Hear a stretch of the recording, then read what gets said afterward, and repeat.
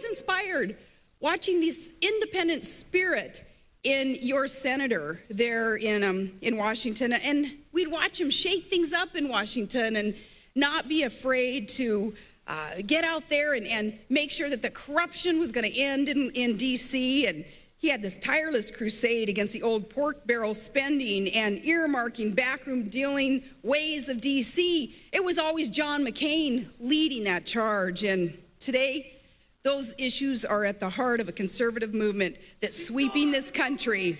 And it's a beautiful grassroots movement that's putting government back on the side of the people. Back on the side of the people.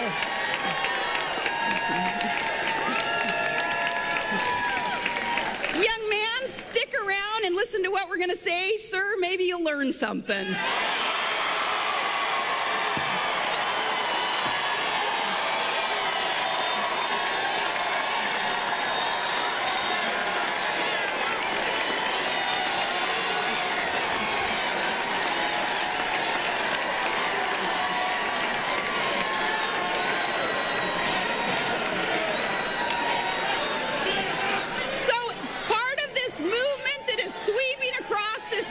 Country.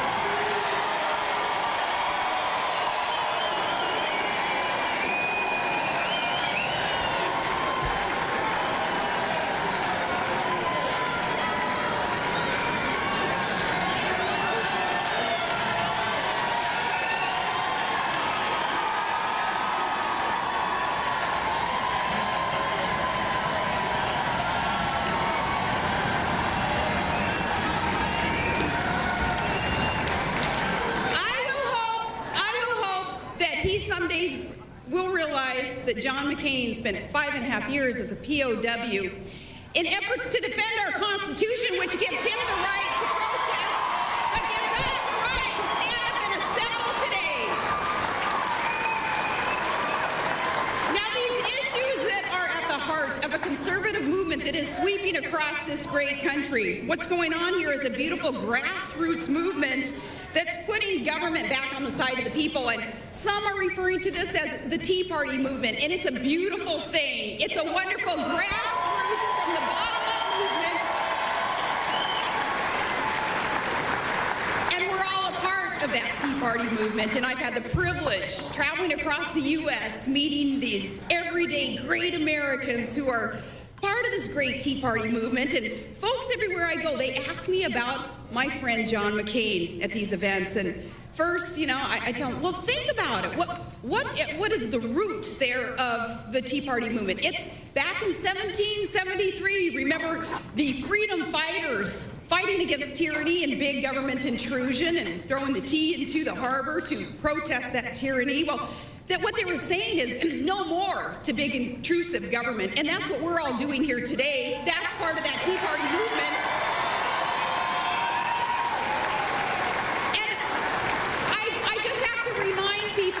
You know, before there were these recent protests on main streets and marches on Capitol Hill, there was the maverick in the Senate fighting for these same issues. John's been leading the fight against waste and fraud and reckless spending for decades. And today he's leading the loyal opposition in Congress that's standing up and speaking out against the Obama-Pelosi-Reid agenda and what they're trying to do to this country.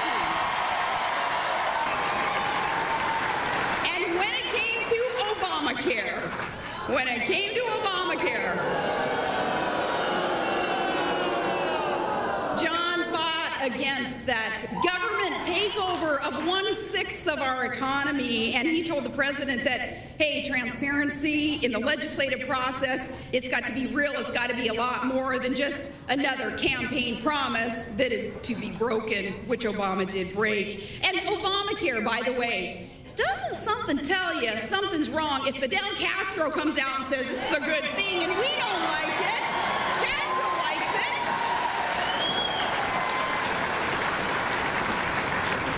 What a crock. The more you guys find out about Obamacare, the more you're going to say, of course it needs to be repealed. Of course we have to undo what Obamacare is going to do to this country. Now, when the pundits and talking heads said, well, no, in this day and age, no, conservative ideals are dead.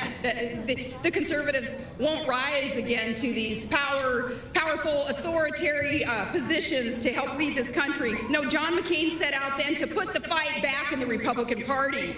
It was John McCain, guys, who warned us about what an Obama administration could and would do to this country. Growing government and digging us deeper into debt and spreading the wealth around. It was John who had warned us. And it was John who gave us an alternative to the Obama-Pelosi-Reid agenda.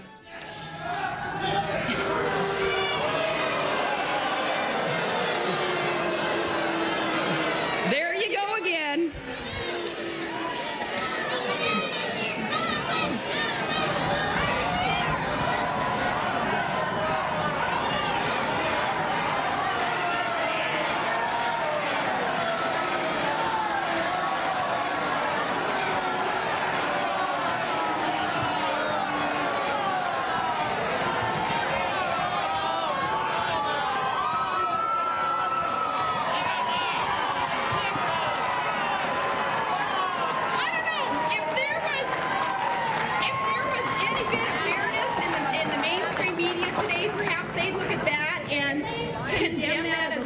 Violence versus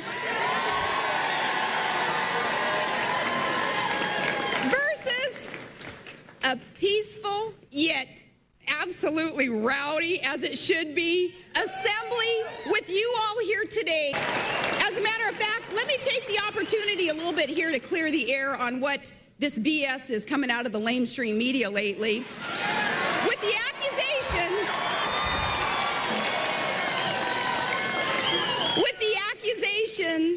that it is a group like this that is inciting violence when we talk about gearing up for a fight to take our country back. What we're talking about is taking up arms, meaning our vote, meaning being involved in contested primaries. Violence isn't the answer, and none of us here are going to condone any sort of violence in these processes.